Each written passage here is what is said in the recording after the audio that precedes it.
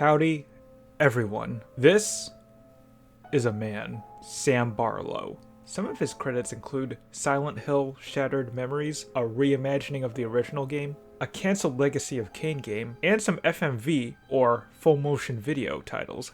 FMV titles usually fascinate me because of the stigma around them having the quality of, well, terrible movies. I mean, have you seen Plumbers Don't Wear Ties? I never played Her Story, but Telling Lies, which was just alright, wasn't very memorable to me. In 2021, Barlow officially unveiled his next project, Immortality. Suddenly, the game dropped on Game Pass, as well as a mobile version published by Netflix. So time to try it out. On PC, of course, because playing this on a phone sounds like a pain in the neck. How do y'all do this? The first thing I see is a dummy thick content warning. Wow, that is a hefty list of content. If you're not into this kind of content, run. So Immortality is centered around Marissa Marcel. She starred in 3 films, 1968's Ambrosio, about a monk who has an affair with this nun, 1970's Minsky, a detective thriller about an artist who gets murdered, and finally 1999's Two of Everything, about a celebrity and her lookalike. None of these films ever released, though in 2020, the reels for all 3 of them, along with a few interviews, behind the scenes footage, table reads, and more, have been discovered and are all viewable within these film clips. The first clip given to me is a late night interview with Marcel, ending with this creepy ambient noise. The end of this clip introduces the match cutting system. A match cut is when you transition from one scene to the next by focusing on a specific object or person on screen while pairing it with a similar object or person in the following scene. An example of a match cut is this scene from 2001: A Space Odyssey that you will see in nearly every film class. Okay, almost every film class. A more modern example is this amazing moment from Everything Everywhere All at Once. This film is f***ing awesome. There is also an emphasis on the importance of rewinding these film clips, and I learned the reason why later on. I cut to a moment from the production of Minsky and run into this scene. Okay, so Marissa Marcel seems to have some sort of relationship with her co-star named Carl Greenwood. Or is that the character's name? I actually don't really remember. I go through another few clips and run into... oh, I get to see some breasts. Marissa is f***ing the DP of Ambrosio, who went on to direct Minsky and Two of Everything. His name is John Durick. I can't show any boobs because, you know, nudity, but since I'm immature, I decided to zoom in and match cut on the boobs. I skimmed through more film reels and see a lot of ass and titties. I eventually get to a scene from Two of Everything involving Marissa and her lookalike. This is like a darker version of The Parent Trap, without that handshake. Okay, so doppelgangers are a thing in the 3rd film. At this point, I'm thinking that the twist may be something cliched, like the doppelganger having something to do with Marcel's disappearance. After about an hour into the game, I was extremely confused about what the main plot is or what I'm supposed to do to progress. On top of that, I found the non-diegetic score to be so unnecessary and distracting. I even kept replaying scenes that seem important, but I was hitting a dead end. At one point, a gun is pulled out. Is that a hint? Guns are always important in movies. It should lead me to something.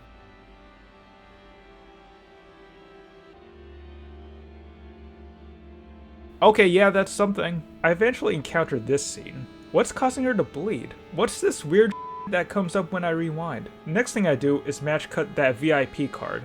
That needs to mean something, right? I met a cat. Is that a Stray reference? After continuing to wander through clips, I found this old commercial. It's pretty random, and I don't think it has anything to do with the plot, as far as I know. Hell, at this point, I wasn't even sure what the plot is. Then I end up here. I rewind, and... oh sh**.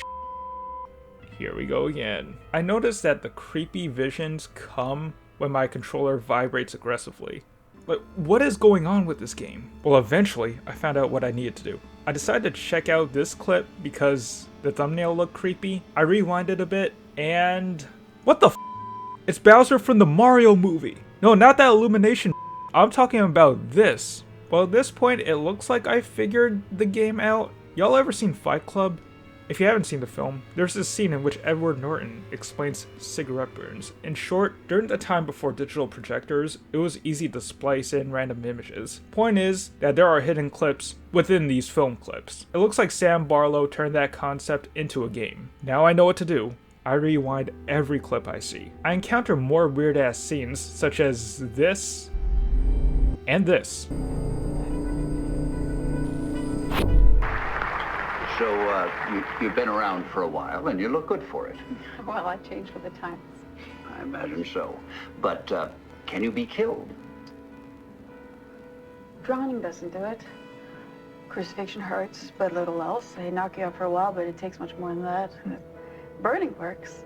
With all the promos of the game literally being fire, I'm assuming that someone is actually going to get burned alive at some point. The trick is that when I feel the controller vibrate and hear that weird ambient noise, that means there's something hidden at that moment. So playing with a controller and headphones are the ideal way to play Immortality, so you can catch on to the rewind signals. I feel dumb realizing that it took until hour 5 of my playthrough to figure out this game, but hey, better late than never. Okay, I need to go back again, and... Any babies? We don't reproduce that. There used to be more of us, but as humanity spread, our numbers dwindled. There's more of them, so there are more people out there that look like Biff from Back to the Future Part 2. Are they aliens or demons? I rewind again at this clip, and the creepy lady talked about people whose forms I took, which made me lean more towards the alien theory because it immediately made me think of Among Us. I tried to rewind once more, no more new clips though, so I decided to match cut on the creepy Tilda Swinton lookalike. To the next scene. Cut! Looks fucking great from down here. Should we do one more for fun? I could do this all day. I got that reference. During this scene, I rewind and find some more creepy imagery. Being as immature as I am, I zoom in on his dick. After some more match cutting, I've been starting to notice there are a ton of snakes and apples scattered throughout these films. Snakes and apples are demonic, right? And then it hit me. Is this game about Adam and Eve? After searching around some more, I found this scene. An apple a day keeps the doctor away. If you throw it hard enough.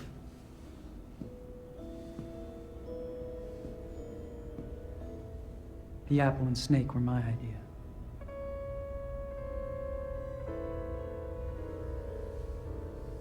And this scene.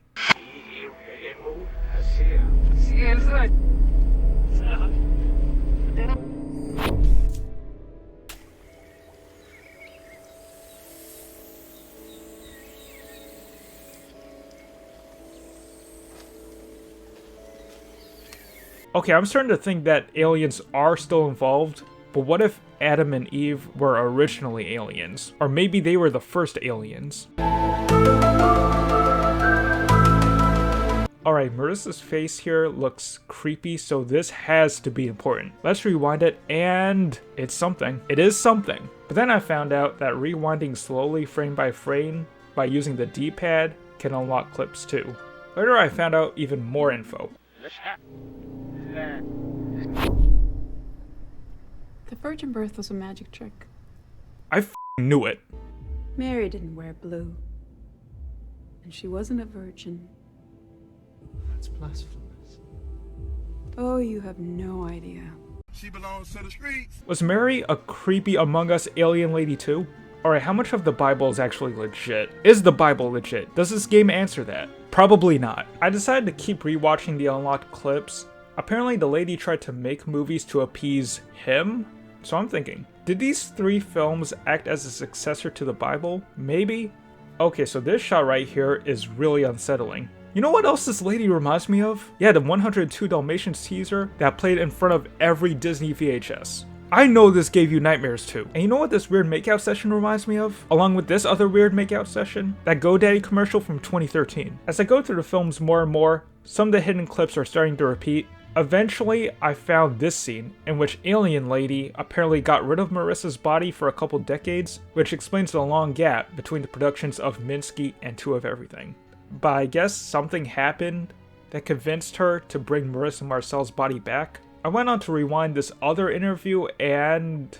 wow, this still looks so unsettling.